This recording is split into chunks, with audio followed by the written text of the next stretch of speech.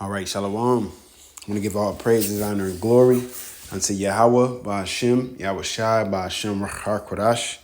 I also want to give double honors unto the apostles, bishops, and elders of Great Millstone. Blessing and salutation unto the elect of Yasha, which consists of the so-called Negroes, Latinos, and Native Americans, as well as unto you, Akim, out there enduring this truth across the four corners of the earth, teaching and prophesying through the spirit of Yahawah, BAHASHAM, YAHAWASHI, in truth and sincerity, as well as unto the men and women that follow, and those who might look like the other nation but are of the nation of Israel on their father's side by blood. And, kind of, I read a different chapter. So I was driving today, and I was having a thought on a past situation of mine in particular. And within this thought, this flesh, this flesh, it weighs you down. Let me see. What is that precept?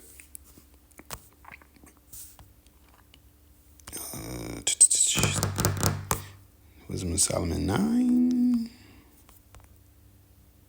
Con. So yeah, it's right here. Let me see. It's Wisdom of Solomon 9:14. It says, "For the thoughts of mortal men are miserable, and our devices are but uncertain. For the corruptible body presses down the soul, and the earthy tabernacle weighs down the mind that museth upon many things." Because you constantly, especially in this society, your mind is constantly racing, it's constantly going. That's why the scriptures speak about let go of the mortal thoughts. I wish it had just corrected. This is 2 Ezra 14:14. "Let go from the mortal thoughts, cast away the burdens of men, put off now the weak nature, and set aside the thoughts that are most heavy unto thee, and haste thee to flee from these times." And that's in this flesh, man. You just get weary. You get weary. As Paul said, this wretched flesh. We we read Romans the 7th chapter. I'm not gonna get it, but I'll roughly paraphrase it. He pretty much said, the things that I want to do, I don't do, and the things I hate to do, I do. Speaking about, sinning and not being perfect. You want to be perfect, but the flesh doesn't allow you to be perfect. That's why Yahawashi came in the flesh to be perfect, so he can be a perfect sacrifice, so we can have the grace that we have unto the new covenant. Okay? But while we're here in this flesh, you're going to mess up. You know what I'm saying? We're not perfect. We're not here to mess up, but we can't be perfect at the same time. It's not even having a balance to it. It's, fear the Most High and keep the commandments. This is the whole duty of men, because the Lord is going to judge your good and your bad. So that's why I say it's not a balance. You want to make sure your good outweigh your bad. And we get opportunities every day by serving the Lord, sending up our prayers, putting up our lessons, doing our studying, showing charity, being a brother, being amongst the brothers. All right. When you get into 2 Peter's, the first chapter, and they speak about, having faith and virtue and godliness and temperance and all, because you got to overcome this flesh, man. And as I was saying, I was just driving, I can't remember exactly. Oh, I know what triggered it. But it triggered a thought, from a couple years back, where a decision was made because I was thinking of the flesh, and I'm pretty much paying for it until this day, and that's what happens, in this flesh, you get emotional, in this flesh, you're not going to be perfect. In this flesh, you'll make decisions that you got to deal with the consequences. All right. But all in all, it's the condition of the battle. Yahawah BAHASHAM YAHAWASHI has us here and putting us through things and testing us, improving us, and fortifying us, and reproving us, and refining us through the fire of adversity, man. Okay? And that's why I wanted to get Hebrews 12 through the Spirit. Hey, call all YAHAWASHI, because I just read Hebrews 11 last night, and I wanted to get a particular verse or a few verses out of here, but I said I'm going to just start at the top through the Spirit and see what the Spirit allows. So this is Hebrews 12 and 1. It says, wherefore, seeing, well, let's get it in here. And Hebrews 12 and 1. Wherefore, seeing we also are compassed about with so great a cloud of witnesses, let us lay aside every weight and the sin which doeth so easily beset us, because it's so easy to go off. That's why, through the Spirit, the Lord appreciates when we overcome that temptation, when we fight against our lust and that lasciviousness, and when the flesh when the Spirit win the battle between the flesh and the Spirit. Okay, that's your good outweighing your bad. All right, now you're gonna do certain things that's of the flesh, or I would say do certain things in the flesh, but don't be of the flesh, right? So you're gonna eat, you're gonna get some box. You're gonna, go to certain events, all right, or functions, which it doesn't truly pertain unto serving YAHAWASHI, but it's just part of being in this flesh. But you don't indulge in it. You don't give yourself over to it. You gotta moderate it, because you gotta live after the Spirit. All right. So like I said, this sin is so easily besets us. It says, and let us run with patience the race that is set before us, because that's what we're here for. The Lord called us, right? He seen something in us, and he gave us potential to finish this race.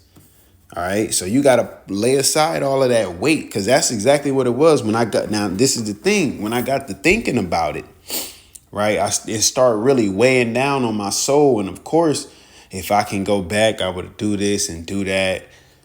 But it's not even about that. What was written, what happened is what was written.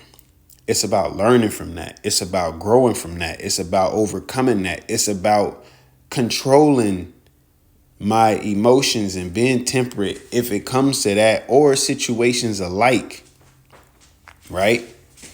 That's why I was thinking about Hebrews 12, because it says when it comes, when it speaks about the chastening of the Lord, man.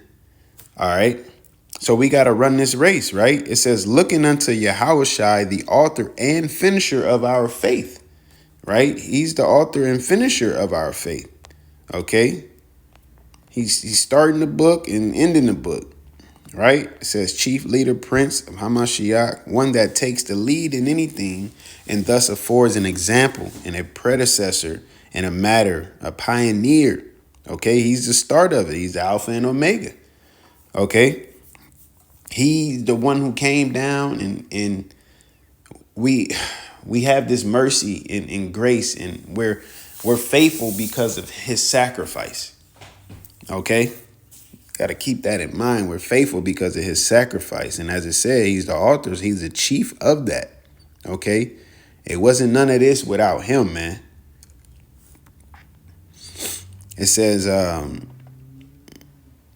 who for the joy that was set before him endured the cross. Right.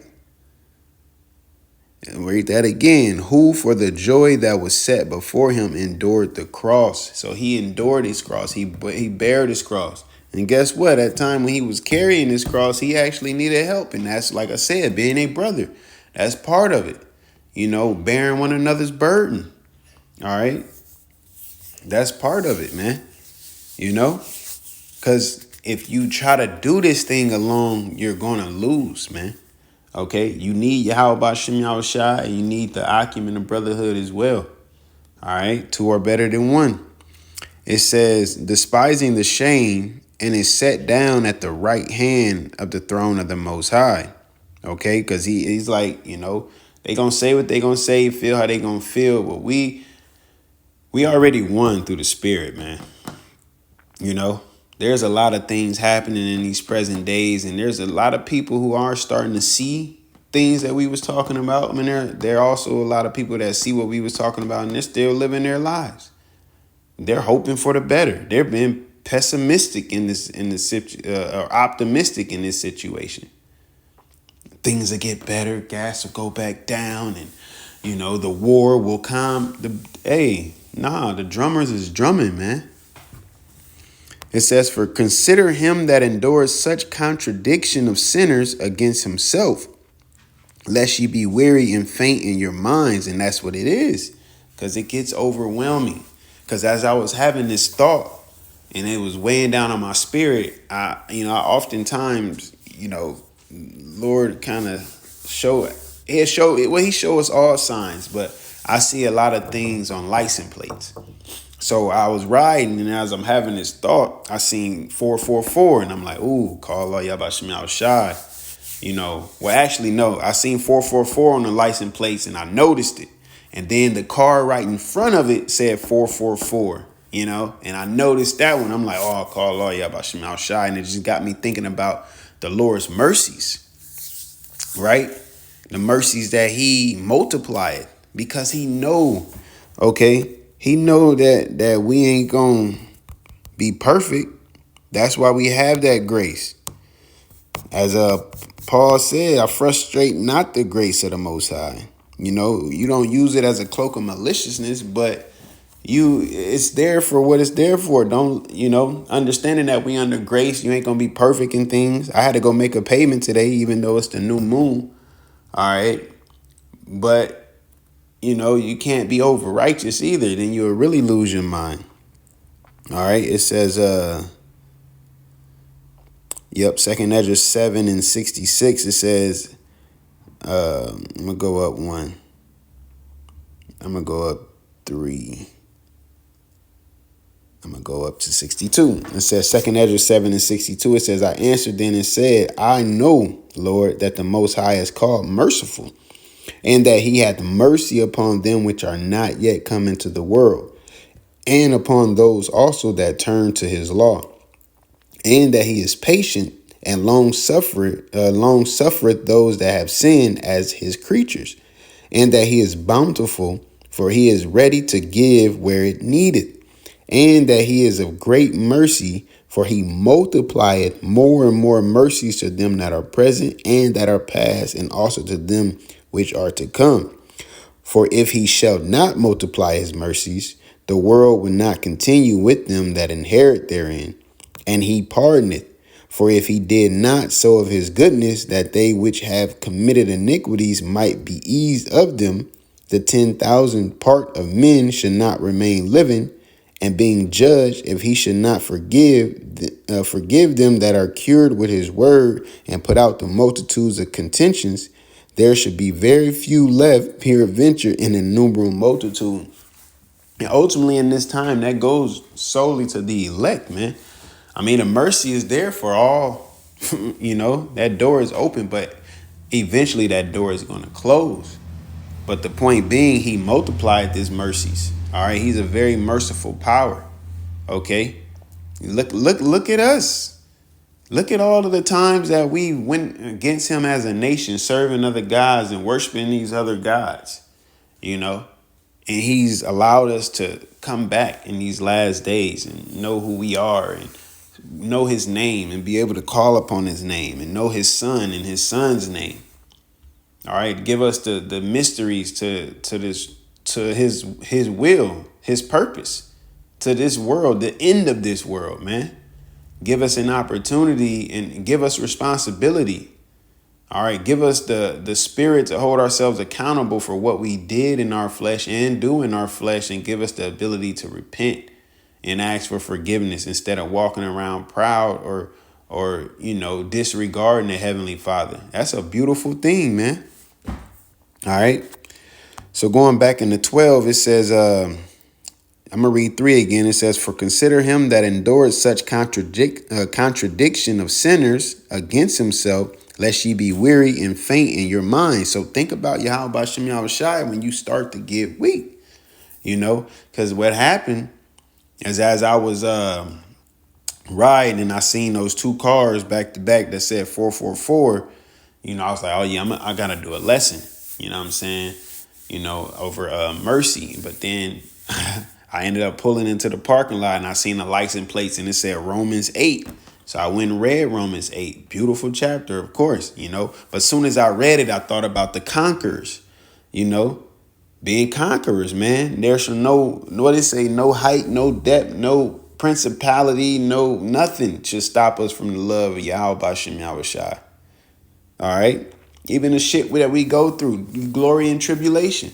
You're going to have your ups and your downs. You're going to be tired. Put that lesson up. Try to read. Push through it, whatever the case is. But you got to serve YAHAWASHI, man. Give him his due time. All right. It says, ye have not yet resisted unto blood, striving against sin. We ain't being on the edge, we ain't dead. We still pushing, man. Okay, I'm gonna read the NLT. It says, after all, you have not yet given your lives in your struggle against sin. YAHAWASHI did, he took upon our sins and gave his life for that. Right? There's no greater love than that, to lay your life down for a friend. And ye have forgotten the exhortation which speaketh unto you as unto children. My son, despise not thou the chastening of the Lord, nor faint when thou art rebuked him. So that's the important thing. Don't despise the chastening. All right. Let's see what that chastening says. Let's see despise. To care little for, regard lightly. Ooh, make small account. Yeah, be attentive of it. Respect it. All right. Don't just be like, that's just life. Like, no, this is the Lord trying to show. What is he trying to show you?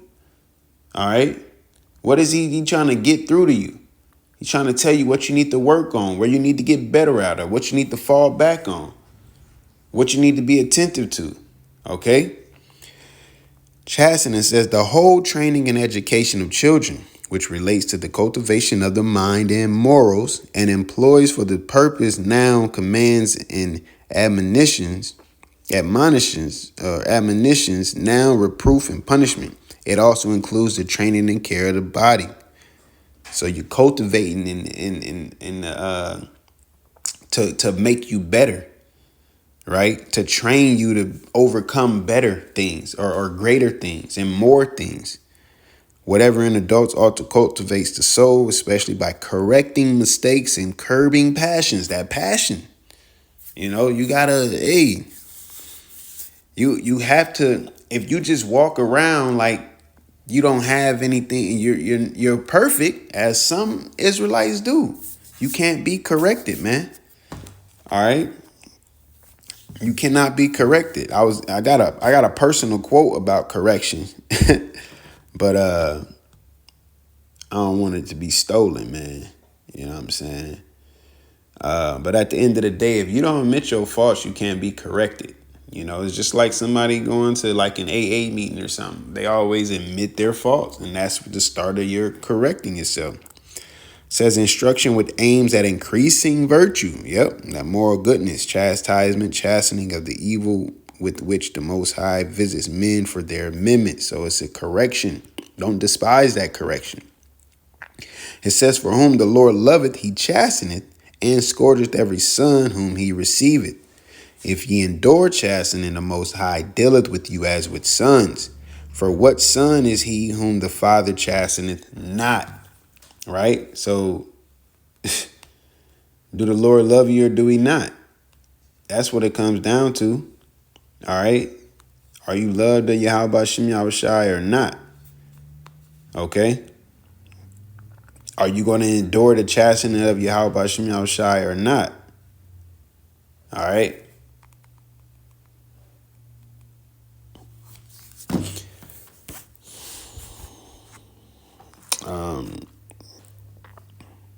where we at? Verse 8. It says, but if ye be without chastisement, whereof all are partakers, then are ye bastards and not sons. So appreciate when the Lord is putting you through things and correcting you and refining you and making you better. Furthermore, we have had fathers of our flesh which corrected us, and we gave them reverence. Shall we not much rather be in subjection unto the Father of spirits and live? Yeah. If you respected your fathers, our fathers that we had, they giving us the game, so to speak. The Lord give us more game.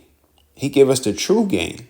All right. They did what they did after their own hearts. Shall we not much? If we gave them respect, we should give YAHAWASHI more respect, because he has the control over life and death. It says, for they verily for a few days chasten us after their own pleasure, but he for our profit, that we might be partakers of his holiness. Now no chastening for the present seeming to be joyous, but grievous. This is what I wanted. Nevertheless, afterward it yieldeth the peaceable fruit of righteousness unto them which are exercised thereby. So it's not fun when you're going through it, but if you get through it, the fruit that it yields is well worth it, man. All right. The fruit that it yields is well worth it. Okay. Let me see how much is. Okay. I'm gonna just cut it right there. Let me read a couple more. It says, wherefore lift up the hands which hang down and the feeble knees, and make straight paths for your feet, lest that which is lame be turned out of the way, but let it rather be healed. Follow peace with all men and holiness, without which no man shall see the Lord, looking diligently, lest any man fail of the grace of the Most High, lest any root of bitterness springing up trouble you, and thereby many be defiled. Lest there be any fornicator or profane person as Esau, who for one morsel of meat sold his birthright. For ye know how that afterward, when he would have inherited the blessing, he was rejected. For he found no place of repentance, though he sought it carefully with tears. So, definitely don't want to be as Esau. All right, but a lot of our people follow after his ways, man. They follow after his ways. They wants to be like him. They envy the oppressor. They see what he have and, oh, I want that too. That's why a lot of people sell out. That's why a lot of people creep in unawares. A lot of people are agents working with the enemy. All right. But you can't do both. OK, because it's easy to just sell out, man. But it's harder to endure chastening. It's harder to endure affliction, adversity. All right. It's harder to serve YAHAWASHI. It's not really hard, but it's what I'm saying is it's easy to sin. But when you come to serve the Lord, you got to prepare your soul for temptation, which meaning you're going to have to be temperate. You're going to have to control yourself. When it comes to serving Esau, you can do what you want to do, as long as you do what he wants you to do. He'll allow you to sin. He'll allow you to go and commit adultery and fucking have a crab boil the size of a kitchen table. He'll allow you to do those things, but when it comes to YAHAWASHI, it doesn't happen like that, man. All right, he gonna correct you in measure. All right, and it said, despise not the chastening of the Lord. All right, which through the Spirit, that'll probably be the title of this lesson, So call Lord YAHAWASHI, RAWCHAA. You was edified and we're allowed to endure unto the end. Hey, the flesh is the flesh, man, but we got to live after the Spirit, live after the Spirit, not according to the flesh. You're going to have your mortal thoughts, but it's but for a moment, man. The things we going through are but for a moment. Matter of fact, I'll end it on that because that's actually the previous chapter. This is Hebrews 11, In 25, it says, choosing rather to suffer affliction with the people of the Most High than to enjoy the pleasures of sin for a season. Speaking about Moses, he had it. He was good, right? But he had to go. The Lord gave him a mission. He had to go before the household he grew up in, and he had to reject all the things that he had. And I'm gonna catch this hell with my people. All right, that's why he fled in the first place. He was defending his people, you know. All right, hey, so with that, once again, I want to give all praises, honor, and glory unto Yahawah, BAHASHAM, YAHAWASHI. I also want to give double honors unto the apostles, bishops, and elders of Great Millstone once again, and blessings and salutation unto the elect and you Akim out there enduring this truth, and you men and women that follow. Shalom.